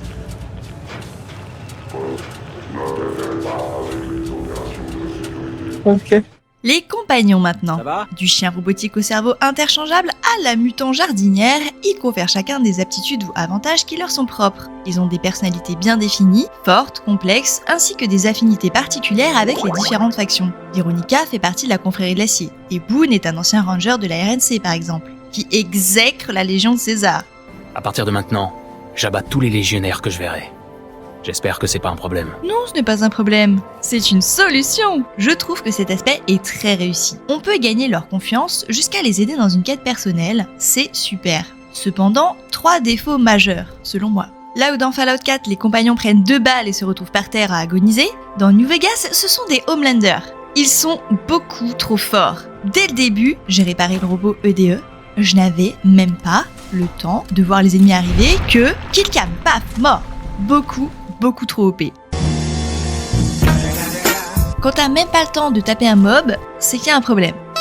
Ensuite, la gestion des compagnons est calamiteuse. Les menus, la façon de les renvoyer, puis de les chercher parce qu'ils ont disparu, c'est souvent buggé en plus, donc parfois on les retrouve juste jamais. Et alors, c'est eux qui vous retrouvent et viennent vous trouver dans le fin fond d'une caverne obscure. N'est-ce pas, Boone ? Tu m'as donné la frayeur de ma vie dans cette grotte. C'est l'heure. Et après, quand j'ai eu besoin de lui, j'ai dû aller dans la grotte le rechercher. Il était toujours resté là-bas, planté comme un caillou. C'est l'heure. Oui, c'est l'heure. On y va. Enfin, pour finir, sans regarder un guide, je n'aurais pas trouvé la moitié des compagnons. Et d'ailleurs, il y en a que j'ai jamais trouvé. La goule mexicaine, jamais trouvé. J'ai été à tous ces spots, Rien. Véronica, la première fois que je lui ai parlé, je ne me doutais pas qu'elle pouvait devenir notre compagnon. J'ai dû dire quelque chose qui ne lui a pas plu et je pouvais juste plus jamais lui reparler par la suite. Cass, elle m'a suivi pour la quête des Van Graff et a fini en tas de cendres au bout de 5 minutes. RIP, j'avais pas compris à ce moment-là du jeu que ça pouvait être un compagnon. Je trouve ça dommage car les compagnons sont très réussis mais assez difficiles d'accès finalement. Si on ne s'y intéresse pas, on peut très facilement passer à côté. Bon, maintenant je sais qu'ils existent et on verra pour la prochaine partie. Un autre élément génial que nous propose New Vegas est une version du jeu bien plus engageante, réaliste et donc difficile sans avoir besoin de modder. Le mode hardcore. Proposé au début du jeu avant de sortir de chez le doc, ce mode de jeu met beaucoup plus en avant l'aspect survie. Il vous faudra trouver de quoi vous substanter, nourriture et boissons, afin de survivre dans le Morave. Les Stimpaks rendent des PV graduellement et non pas instantanément. Les munitions ont un poids, il n'y en avait pas assez. Vos compagnons peuvent mourir, définitivement. Non, Cass, pas encore. Bon, au moins on n'aura pas à payer le crématorium. Plus sérieusement, je trouve ça génial qu'Obsidian offre cette possibilité aux joueurs car ils savent très bien, je pense, que s'ils ne l'avaient pas fait, des modeurs l'auraient fait. Et un tas de personnes apprécient ce genre d'expérience. Personnellement, je pense que quand j'aurai l'occasion de refaire le jeu, je le referai en mode hardcore car je suis du genre à aimer galérer. Ça m'obligera à utiliser l'artisanat que j'ai complètement mis de côté dans cette run. Donc Obsidian, merci de penser à nous. En parlant d'artisanat, sachez qu'il vous faudra un bac+5 pour comprendre comment fonctionne l'artisanat dans New Vegas. Et ne cherchez pas de guide sur internet, aucun fou n'a eu l'audace de le faire. Alors à tous les fanatiques qui vont me dire « Non mais il y a des armes craftables incroyables, des recettes de cuisine qui feraient pleurer Philippe Etchebest, des armures en peau de gecko doré qui rendraient jaloux Louis Vuitton, blablabla bla bla bla », j'ai juste envie de vous dire que j'ai fait tout le jeu en difficile sans rien craft, à part quelques balles, et que ça ne m'a pas manqué le moins du monde. Je suis persuadée que c'est le cas d'un très grand nombre de joueurs. J'en mettrai ma main à couper. Cela est bien dit, mais alors, qu'est-ce que ça révèle pour nous dans notre analyse ? Eh bien que l'artisanat, ça ne va pas. Trop d'objets, trop de recettes, trop de composants nécessaires qu'on ne peut pas suivre sans sortir le post-it et le stylo, des menus pas du tout intuitifs, en somme, trop de complexité pour pas grand-chose de bénéfique. J'ai vraiment voulu m'y intéresser, creuser la chose, craft des trucs, j'ai trouvé de jolies listes avec difficulté, et finalement, quand j'ai vu l'inégalité de la balance composants requis et ce que ça apporte, non, j'ai pas eu envie de faire l'effort. C'est dommage, je trouve qu'ils ont raté le coche avec l'artisanat. Alors oui, il y a quelques petites recettes qui sont worth it, mais ça reste 3-4 sur une centaine. Tant pis, en réalité j'ai poussé le vice car j'ai monté exprès la survie pour pouvoir craft l'armure en peau de gecko renforcée. La voilà. Tada! Mais au final j'ai pas porté. Allez, c'est ciao l'artisanat. On se reverra en mode hardcore.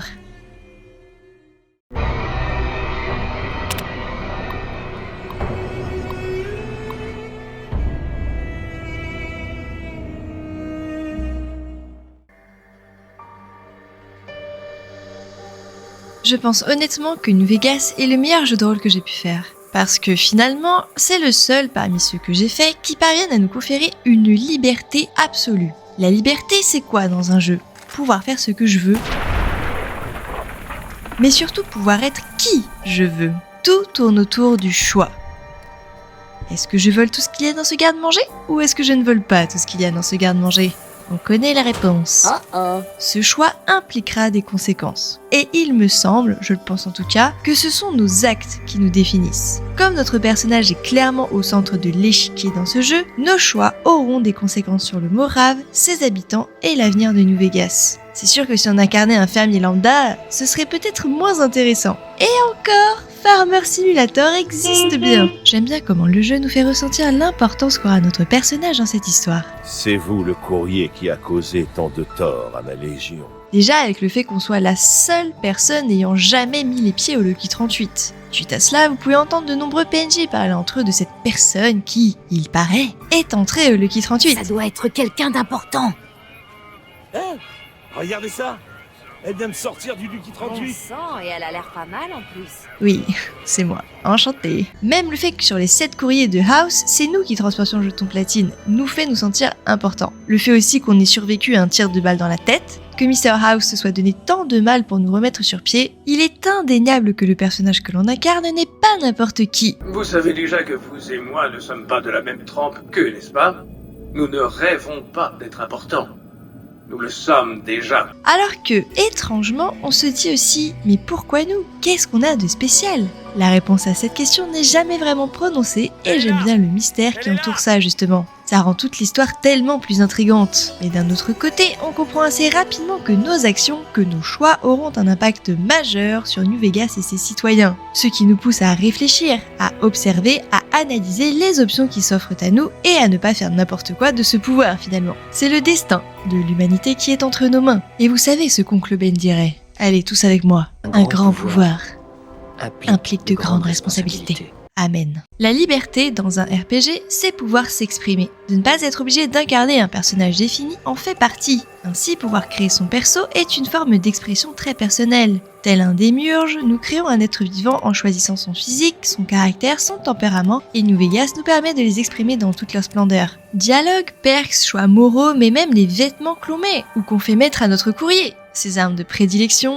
C'est ça être un RPG, et bordel, qu'est-ce qu'on peut s'épanouir dans New Vegas à ce niveau-là? Les possibilités sont infinies. Elden Ring vous manque et vous avez envie de découper des gens au katana?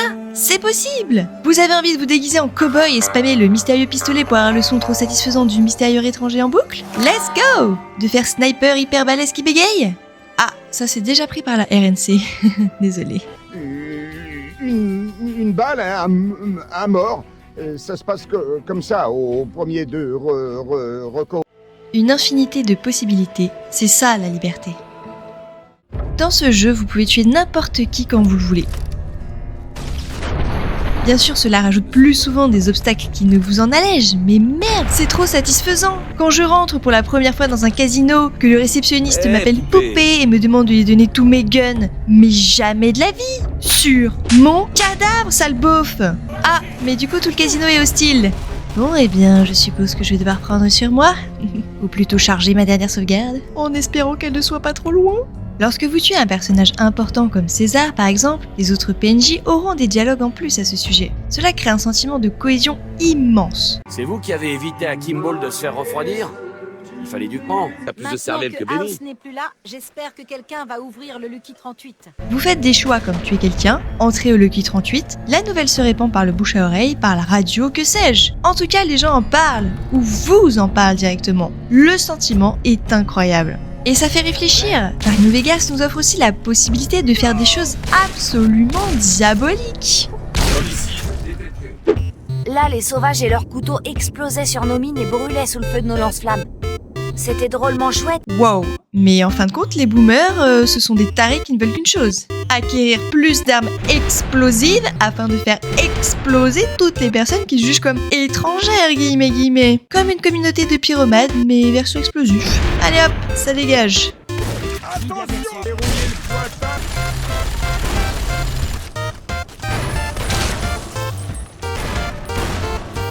Les enfants aussi, désolé. Attendez, mais qu'entends-je? Mortimer veut réintégrer le cannibalisme au sein de la société des gants blancs? Mais ça tombe bien, je suis moi-même cannibale! Bah quoi, faut bien survivre dans le désert, on mange ce qu'on trouve, hein. Allez Boone, dans le frigo! Ce soir c'est toi qui es au menu. Allez, on y va! Encore un peu... Encore... Voilà! Ah, je suis tellement heureuse d'avoir trouvé une communauté avec les mêmes hobbies que moi. Plus sérieusement, New Vegas vous donne la possibilité de commettre des actes hardcore et je trouve ça génial d'avoir cette possibilité. Je peux vous dire pour sûr que dans ma prochaine partie, c'est fini, Mère Teresa, hein, elle retournera au cimetière, littéralement. Mais cela se saura dans le moral, il y aura indubitablement un impact et j'ai hâte de voir comment tout ça se peaufinera. Ce qui m'a le plus impressionné dans ce jeu, c'est le nombre de possibilités qui s'offrent à nous afin de résoudre une quête. C'est assez fou et absolument génial. Dans un documentaire que j'ai vu sur le jeu, un des développeurs disait qu'il s'était forcé à proposer aux joueurs au moins 3 façons d'accomplir chaque quête dans New Vegas. Parfois, ces différentes voies sont un concours de circonstances, mais le plus souvent, il s'agit de choix moraux. Ce qui est incroyable avec ce jeu, c'est que les choix offerts aux joueurs ne se résument pas à la simple binarité entre choisir le bien ou le mal. Parfois c'est le cas, mais bien souvent, cela est beaucoup plus profond. Et je veux dire, le monde est bien plus complexe que les gentils d'un côté et les méchants de l'autre. On n'est pas dans Fable là. Alors oui, c'est bien mignon, mais un RPG qui n'offre que cette dualité morale n'est pas intéressant outre mesure. Ce qu'il est en revanche, c'est de faire réfléchir le joueur. Car faire preuve d'altruisme, essayer d'aider les gens n'est pas toujours la chose la plus aisée à faire. Au contraire, quand vous devez choisir un nouveau shérif pour aider la ville de Prime à panser ses plaies et repartir sur de bonnes bases, le jeu vous offre plusieurs possibilités. Un ancien shérif qui est à la prison de la RNC ou un robot shérif? Parce qu'elles ont été mal construites. C'est vous, en tant que personne, qui devez choisir ce que vous croyez être la meilleure solution et les conséquences que ce choix aura. Mais ce n'est peut-être pas l'opinion de votre voisin, et cela amènera au débat. Vous vous rendez dans l'abri 34 parce que des fermiers de la RNC vous ont demandé de trouver la source de la pollution de l'eau, sauf qu'une fois à l'intérieur, vous découvrez que des survivants se sont barricadés derrière une porte qui est dorénavant bloquée. Pour les sauver, vous devez leur transférer le contrôle du terminal annexe, ce qui vous empêchera de sceller la ventilation externe, cette dernière étant la cause de la pollution de l'eau. Que choisir? Il n'y a pas de bon choix, c'est ça qui est intéressant. Est-ce que je sauve ces pauvres gens ou je condamne l'agriculture de la RNC qui permet, elle, de nourrir un grand nombre de personnes? À méditer. Voilà un jeu pensé avec intelligence. Voilà ce que ça veut dire avoir le choix dans la vie. C'est comme pour voter. Ce n'est pas simple, c'est complexe. Cela demande de faire des recherches, de s'intéresser, d'avoir des connaissances pour faire le choix qui nous paraît le plus pertinent. Il n'y a pas de bonne réponse toute prête. Et ce choix a des conséquences.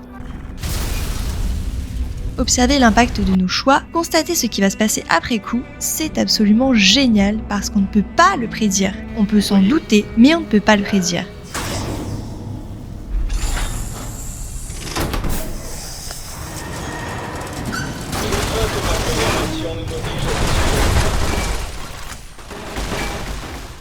Ce qui est encore plus génial, c'est que quand on fait le jeu pour la première fois, on ne se rend pas compte des conséquences en fait. Tout est tellement bien relié qu'on ne mesure pas toujours la portée de l'impact que vont avoir nos choix. Lors de la quête de Helios One, nous avons le choix entre rediriger l'énergie vers la RNC, à McLaren et le Strip, vers Fremont ou Westside, des zones en ruine où vivent des pauvres gens pour satisfaire les cibles de l'apocalypse, ou activer une arme de destruction massive. Ou encore faire sauter toute la centrale, ce qui tuera tout le monde dans le périmètre. Et comme ça, il n'y aura plus de raison de se battre. Parce que oui, dans une zone en conflit, qui plus est dans un monde post-apocalyptique, qui possède l'énergie peut entraîner des conséquences majeures. Tiens, ça tombe bien, toute l'intrigue du jeu est axée autour du contrôle d'un barrage produisant de l'électricité en masse. Personnellement, je suis tombée sur Helios One par hasard en suivant la route à la sortie de Novak et je ne m'attendais pas à devoir faire un tel choix si tôt. J'avais peu d'heures de jeu, je ne connaissais pas bien les factions et leur idéologie, donc je me suis retrouvée devant un dilemme pilule rouge, pilule bleue, sauf que là il y avait 4 pilules. Finalement, je crois que j'ai envoyé l'énergie au pecno du coin, telle la bonne samaritaine que je suis. En outre, ce qui fait que ces voies multiples pour accomplir une quête est une idée de génie est qu'on a envie de refaire le jeu pour faire des choix différents et voir comment tout ça se goupille. Un bon RPG induit une très bonne rejouabilité. Dans New Vegas, elle est excellente. Et je ne parle même pas du fait qu'il y ait 4 fins. C'est davantage le chemin à parcourir qui est intéressant plutôt que sa destination. Surtout quand on voit la gueule de la bataille du barrage Hoover. Excusez-moi, mais là c'est pas trop une réussite, hein.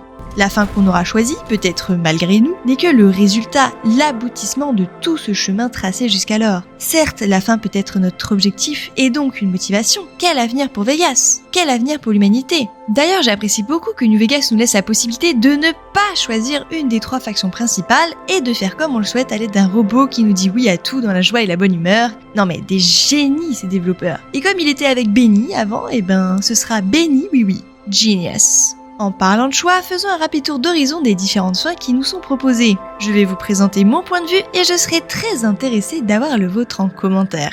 Vous avez été brave pour moi, j'apprécie.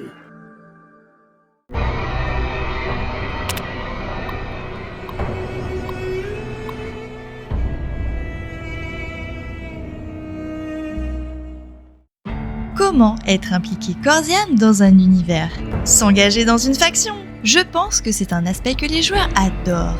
Observer leurs confrontations, leurs pratiques, choisir puis faire du zèle. Être engagé dans leur idéologie, leur politique, participer à l'effort de guerre. Utiliser l'influence de telle ou telle organisation pour changer le monde dans le jeu. Car oui, la façon dont vous interagissez avec ces factions va déterminer le futur et le destin du monde. Vous n'êtes pas n'importe qui, rappelez-vous. Cela implique finalement de choisir quelle est la meilleure façon de gouverner. Et ça, c'est de la politique. Alors je sais que le mot fait peur, il est intimidant, que quand on le prononce, des têtes à claques qu'on n'aime pas apparaissent dans notre esprit. Mais c'est bien ce que c'est. Tous les univers post-apocalyptiques sont confrontés à cette question. Dans New Vegas, plusieurs régimes politiques, plusieurs façons de voir les choses nous sont proposées. Tout d'abord, une démocratie, la République de Nouvelle-Californie, abrégée RNC, qui apparaît dès la fin de Fallout 1. Attachée aux valeurs démocratiques de l'ancien monde et au respect de la loi, la RNC, qui ne cesse de croître, est venue dans le Morave à la recherche de ressources. Une fois cette quête achevée grâce à la découverte et la remise en marche du barrage Hoover, qui est une source d'énergie incommensurable, la RNC ramène son armée de Californie pour en garder le contrôle. Enfin, elle n'en ramène qu'une petite partie, et c'est bien là le problème, car ces soldats, les pauvres, sont traités comme de la merde. On leur demande de faire des choses de dingue sans leur en donner les moyens. Alors qu'il y en a de la thune, hein. Comme toutes les républiques, la RNC est la pro des taxations et des impôts en tout genre. Certes, elle propose une protection à certains villages, comme Good Springs, comme elle peut très bien décider de façon arbitraire d'en exterminer d'autres, comme ça a été le cas avec les Grands Khan à Bitter Springs. Ils ont sorti les rangers en sniper et pam, les femmes et les enfants, tout le monde y est passé. Ensuite, pour justifier ça, ils ont fait une culbute galipette comme celle de nos politiques qu'on connaît très bien. Oui, mais non, en fait, c'était un problème de télécommunication, ils ont mal compris l'ordre. Ou bien c'était...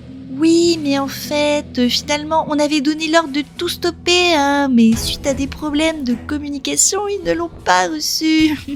C'est ballot. Je sais plus exactement ce que c'était, mais une excuse à la con dans ce genre, vous voyez bien.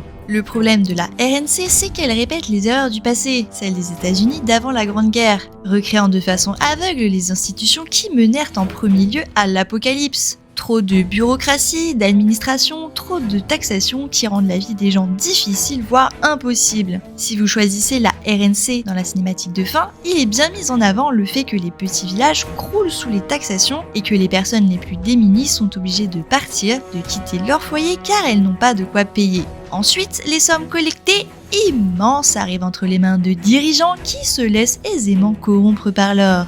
Des soldats exténués, meurtris par les actes qu'ils ont dû commettre pour le bien de tous, gros guillemets, alors qu'il s'agit parfois d'assassiner des femmes et des enfants pour soumettre un peuple et gagner davantage de territoire. Car ne nous leurrons pas, ce que souhaite avant tout la RNC, c'est annexer des territoires en éliminant, tout simplement, ceux qui ne souhaitent pas se soumettre. Alors il est indéniable que le jeu présente la RNC, de premier abord, comme les good guys.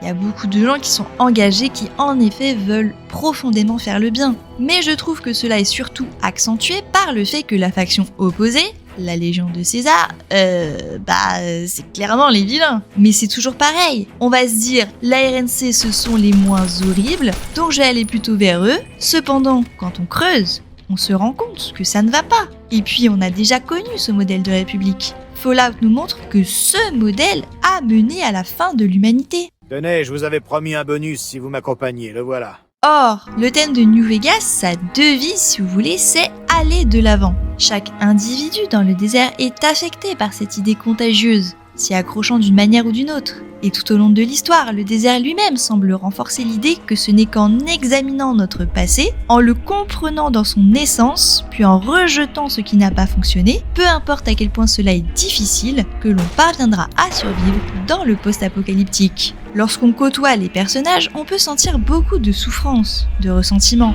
Nombreux sont ceux en quête de vengeance, qui ne parviennent pas à s'affranchir du passé. Ou d'un autre côté, de rédemption. Ce sont ceux qui marchent vers l'avenir.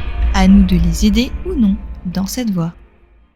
Dorénavant, allons de l'autre côté du barrage et parlons un peu dictature avec la Légion de César. La Légion est une société esclavagiste impérialiste et une dictature totalitaire fondée en 2247 par Édouard Salot, je sais ce que vous avez pensé mais ce n'est pas ce Salot-là, qui s'est renommé lui-même César, rien que ça, et Joshua Graham, basé sur la conquête et l'asservissement des sociétés tribales du désert du Morave et du sud-ouest des États-Unis. Afin d'imposer l'unité en l'absence de toute institution civile, la Légion se modèle librement sur l'armée de l'Empire romain, réutilisant sa langue et son esthétique pour l'ère post-apocalyptique. Vénéré comme le fils de Mars par ses partisans, le but ultime de César est de conquérir la République de Nouvelle-Californie et de fusionner ses institutions civiles et infrastructures avec la puissance militaire de la Légion, créant ainsi un nouvel empire totalitaire. Problème majeur, la Légion n'existerait pas sans son dirigeant, César. Un antagoniste extrêmement complexe et intéressant comme je n'en avais pas vu depuis longtemps. Homme très cultivé, élevé et instruit par les disciples de l'Apocalypse, il cite notamment la dialectique de Hegel, qui est un philosophe allemand, et nous l'explique au calme, ce qui montre par ailleurs que les gens qui ont fait ce jeu sont tout aussi cultivés et instruits. César parvint à regrouper un grand nombre de tribus mineures afin de combattre pour une idéologie conquérante inspirée de l'Empire romain donc. Personnellement, César me fait penser à Mance Rayder de Game of Thrones. Vous savez, ce personnage qui était parvenu à rassembler tous les clans du Nord de l'autre côté du mur. César partage la même éloquence presque extraordinaire, alors ça se passe par la force, mais aussi par les mots. En fait, c'est un mélange des deux. On te mate et ensuite on te met des idées dans la tête que tu vas suivre obstinément. Quand on parle à Lucius par exemple, il nous explique que sa tribu a été massacrée par César, clairement. Les femmes et les filles asservies, quelques garçons gardés et tout le reste pampan. Enfin avec eux c'est plutôt quick. Et le gars non, il est honoré d'être maintenant le 3e bras de César. Cela a été un grand honneur. Ça nous montre que le personnage, il a un niveau d'influence et de leadership incroyable. Néanmoins, aussi intelligent soit César, l'imposition de ses opinions archaïques, comme le fait d'utiliser des armes de mêlée dans un monde où le camp adverse a des snipers, lui fera perdre des batailles, comme celle de Boulder City. De plus, quand on l'écoute, on a l'impression qu'il n'est pas au courant, ou plutôt qu'il met des œillères sur, je sais pas moi, la façon dont s'est terminé l'Empire romain par exemple. Car la corruption, elle est bien présente dans la Légion de César. Il impose des choses à ses soldats que lui-même ne respecte pas, comme l'interdiction de pratiquer la médecine moderne et de prendre du Doliprane. Bah ouais, parce que la douleur, ça forge un homme à être bien viril. Et lui, il a un médecin attitré et une machine médicale ultra moderne. Un exemple parmi tant d'autres. En somme, si on devait résumer les points négatifs, la Légion prône l'ultra-violence, la pensée unique, gouverne par la terreur, réduit les gens en esclavage, et dernier point qui moi m'a fait beaucoup tilter, considère la femme comme inférieure, uniquement utile pour la reproduction. Les femmes sont physiquement et intellectuellement inférieures aux hommes. Leur rôle se limite à faire des enfants et à assurer la survie d'espèces. Je ne veux pas dire par là que toutes les femmes sont bonnes à rien. Je suis sûr que César vous trouvera une utilité. Je vais être honnête avec vous, au début je voulais rejoindre la Légion, avant d'aller chez eux là, sur leur petite montagne. Colline, pardon. J'avais envie d'être vilaine. Mais quand j'ai vu comment ils me parlaient, comment ils m'ont envoyé paître quand j'ai voulu combattre dans l'arène et qu'ils m'ont dit « l'arène, c'est pas pour les femmes, retourne dans ta cuisine », ouais, j'ai vu rouge. Non, ça ne pourrait pas marcher entre nous. Et rien que pour les faire chier, je me suis mise en nuisette et je me suis baladée partout dans leur camp. Ben je peux vous dire que ça m'a été sévère. La RNC est loin d'être parfaite, mais ce que j'admirais chez eux, c'est que les femmes sont considérées à l'égal des hommes. Il y a même des posters féministes pour enrôler les femmes dans le combat. On voit des rangers femmes. Bref, tout ça, j'ai beaucoup aimé. Vous n'avez jamais songé à entrer chez les Rangers ? Choisir la Légion pour finir le jeu, c'est faire le choix de la dictature. Objectivement, les points positifs seraient que personne n'est dans l'illusion de la liberté, donc les gens sont obéissants.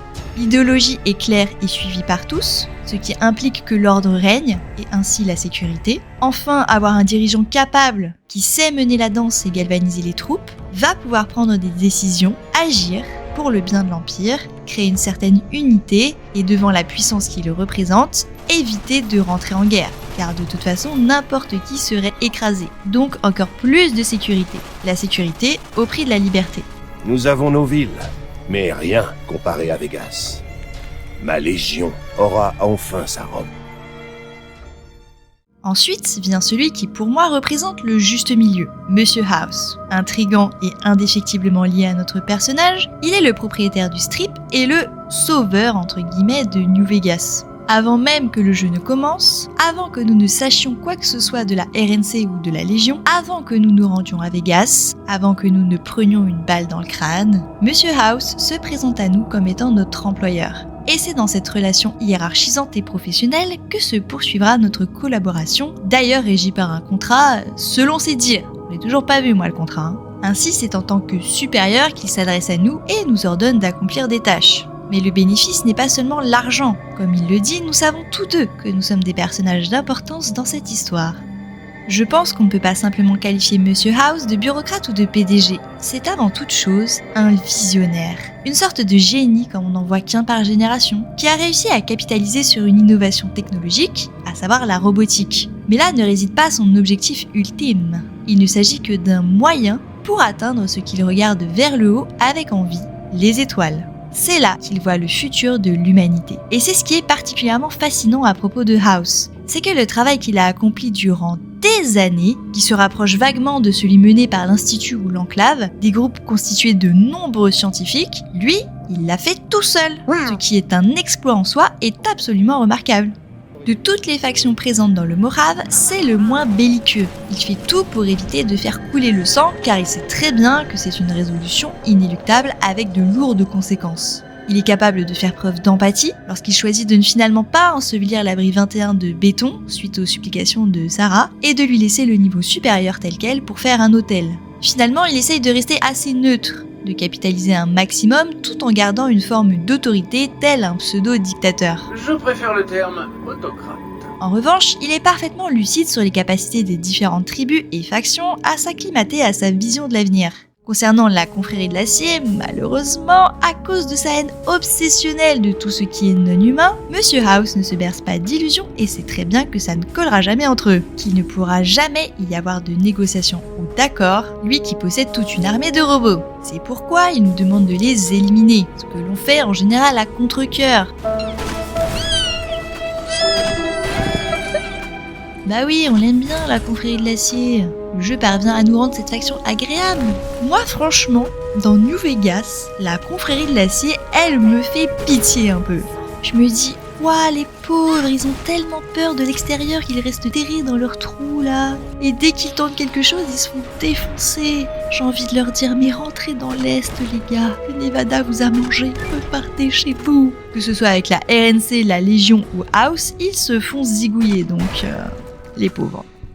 Je dirais que le gros souci avec House, c'est que la seule chose qui l'importe, c'est Vegas. Le reste, peu me chaud. Il envoie Victor, notre partenaire, garder un œil sur Goose Springs, qui n'est pas une mauvaise chose en soi. Les disciples de l'Apocalypse restent tranquilles, contrairement à la fin avec la RNC. Il ne s'occupe pas trop des boomers, il laisse les Kings faire leur petite vie. Et ça, j'ai apprécié, parce qu'avec les deux autres factions, comme la confrérie de l'acier, ils se font zigouiller. Et ça, c'est tristouné quand même. Ils sont cool, les Kings. Ils donnent des bonbons, des candy. La fin avec House n'est pas parfaite. Il règne sur le strip grâce à la force, avec son armée de Sécuritron, mais c'est quand même avec lui que la plupart des factions mineures bénéficient davantage. Il leur laisse une certaine liberté, l'ordre règne et il représente, selon moi, le meilleur espoir pour l'avenir de l'humanité dans l'espace. Son économie est le haut fourneau forgeant les rails d'une nouvelle voie ferrée qui s'étendra droit vers un nouvel horizon. Le mec a réussi à être immortel, donc je l'en crois capable. Et c'est un mec qui ne ment pas, qui nous a sauvé la vie. Ça, j'apprécie beaucoup. Même s'il est clair que le jeu crée autour de lui une aura malaisante. En aucune manière. Sombre, lugubre, à l'image de l'intérieur du Lucky 38. Parlons dorénavant de Benny Oui Oui. Hey, bonjour! Ça fait plaisir de vous voir! Benny Oui Oui est le robot assistant de Benny, un des seuls mecs dans ce monde qui comprend le thème du jeu, aller de l'avant, suffisamment visionnaire pour comprendre qu'une autre voie est possible, celle de l'indépendance. L'ironie de ce jeu, c'est qu'à cause de notre vengeance, du fait qu'on se soit retrouvé dans cette situation, se faire tuer par lui, on doit tuer le mec qui aurait pu libérer Vegas du joug de House, nous offrant finalement la possibilité de prendre sa place et de continuer son œuvre grâce à l'aide de Benny Oui Oui et du jeton. La fin indépendante est liée à notre personnage et ce qu'on a fait de lui. Une bonne personne ou tout l'inverse. Benny Oui Oui s'occupera d'appliquer ce qu'on lui dira de faire. Ce n'est pas bien malin, hein? Ce qui est drôle, c'est que parfois, on peut sentir qu'il nous juge, mais il applique quand même parce qu'il n'a pas le choix. D'accord, n'en parlons plus! Et ignorons les extrapolations mentionnant qu'ils sont notre pire ennemi, c'est oublié. Quoique, si l'on est attentif, on se rend compte qu'il nous demande de lui donner le jeton, de débrancher House et de prendre sa place. Dès que Monsieur House sera neutralisé, tout ira pour le mieux. Je pourrais faire tellement de choses pour vous. C'est là qu'est toute l'ambiguïté de cette fin. Quand on voit que ses dernières paroles sont « J'ai trouvé des fragments de données dans une des banques de Monsieur House me permettant de... me reprogrammer. Pour prendre de l'assurance, en fait. Alors c'est ce que je vais faire. Alors je serai là-bas. J'effectuerai quelques changements et je vous retrouverai vite. On peut se demander s'il ne va pas devenir une autre version de House, peut-être bien pire. Est-ce qu'il nous a contrôlés depuis le début ? Le jeu ne tranche pas, donc ça laisse les spéculations à aller de bon train, et c'est ça qui est absolument génial. Est-ce qu'il nous aurait fait croire qu'il nous laissait le contrôle pour finalement s'en emparer ? Quoi qu'il en soit, avec sa fin, Vegas se revendique comme un état indépendant. Si les Securitrons ont été militairement améliorés, l'ordre sera restauré au sein du strip. Si ce n'est pas le cas, le chaos régnera dans ses rues. Le barrage Hoover est mis HS, comme ça plus de raison de se battre. Chaque faction mineure fait son petit bout de chemin, la confrérie de l'acier reprend Helios One. En revanche, il est dit que les disciples de l'Apocalypse sont submergés par les besoins de soins et n'ont pas les moyens d'aider tout le monde. Ce qui sous-entend, d'après moi, qu'il n'y a pas vraiment la paix et qu'une forme d'anarchie sanguinaire règne. Ce qui n'est pas très reluisant. Nous en avons fait des choses ensemble. C'était sympa. Faites attention à vous. Bon, donc si je résume, on a le choix entre l'Amérique, la Corée du Nord, Elon Musk ou Jim Carrey. Que choisiriez-vous pour l'avenir de Vegas ?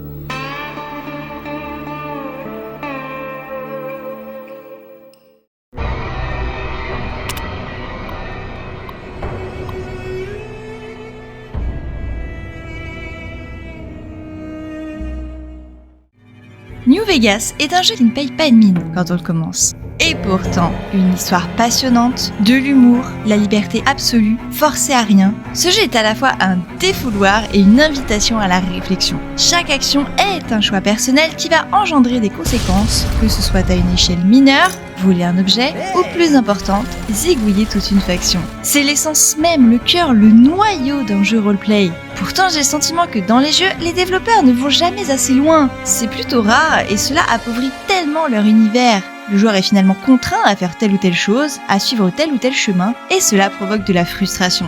Dans un vrai RPG, le joueur devrait pouvoir faire tout ce qu'il veut, et c'est le cas dans New Vegas. Ce jeu nous engage totalement tant il est bien designé, en plus d'avoir une narration, des personnages, des dialogues tellement bien écrits. Mais qu'est-ce qu'on se marre, New Vegas est clairement un des meilleurs jeux que j'ai fait depuis très longtemps, et même un des meilleurs jeux auxquels j'ai joué tout court. Alors merci à tous ceux qui me l'ont recommandé, et si comme moi vous aimez les RPG et ne l'avez toujours pas fait, foncez! Merci à tous d'avoir regardé la vidéo, j'espère que ça vous aura plu. N'oubliez pas de liker, commenter et de vous abonner si ce n'est pas déjà fait, ça soutient la chaîne et ça réchauffe mon petit cœur en sucre. Je ne compte pas m'arrêter de parler de New Vegas tout de suite, plusieurs vidéos, dont une de lore, sortiront à son sujet, alors assurez-vous d'activer la cloche afin de ne pas les manquer. C'était Erici, je vous dis à très bientôt pour parler jeux vidéo. See ya!